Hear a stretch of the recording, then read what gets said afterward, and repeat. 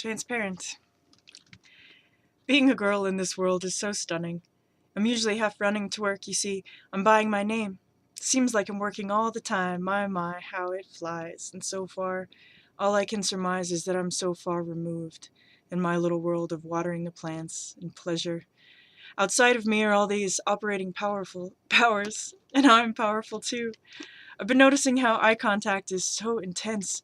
My body is saying something out loud, but I'm a figure, surrounded, and cannot make it make sense. A rush on and off the bus to work, flustered, nightmares creeping out my mind, new memories of them seizing me, frightful, frantic, nearly panicked in my rush. Hide, wait for the bus, back home where sleep sizes me up and flight. I'm running. I cannot move. I'm tied down. I'm dreaming. No, this is a nightmare. At work, they ask me about my modeling. Some questions are more discreet than others. They're very curious about it. They try very hard not to smile, and I don't bother. I smile and answer. We're all friends here. I can discern, so far, tension, growing steady and jerky over time, so long spent, and so much has flown by unmarked, as I'm too embarrassed to admit what I see.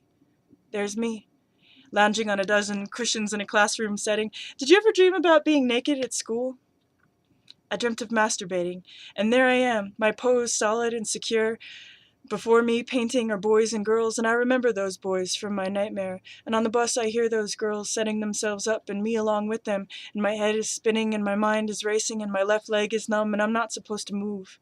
Too embarrassed to admit that on top of those cushions, something's stirring. My nightmare was about fantasizing. This craving takes place under the drawing, and inside, where you think no one else can see.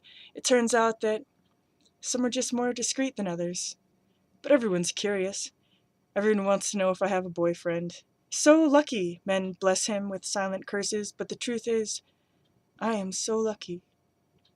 And so, cursed. The only thing left standing is fit to burst. I'm coming out, running out of good excuses to hide my irritation and intentionally hiding to prevent further irritation. I'm just beautiful and bothered in every way. I ran away and forgot a few things, like my smell and how it felt to discover and explore without all the worry of the next meal, the next stop, the next job, the next surreal stare stunning me. Girl, you got a boyfriend? I saw a group of friends, boys, circling the pit off the park I walked through to get there. I was going so fast I almost missed them, but they made sounds and I saw them surrounded by juniper in the small homeless camp, and I knew my dream was coming true. The circle reminded me of the hovel I hid in with me and my brother and all our apartment friends, just kids, and all the spikes and darkness. No, it was a nightmare. I'm sure of it. I ran away and left my birth certificate. But fine, I'm buying a new name. And you can ask me, but I'm not telling you why I'm smiling. It's too embarrassing.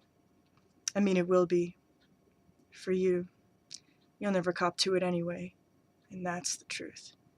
I got this little life to work through, little worlds to tend to, and I can see that you are powerful. But I am powerful too. So if discretion is the best you can do, I won't bother to ask why you want to know.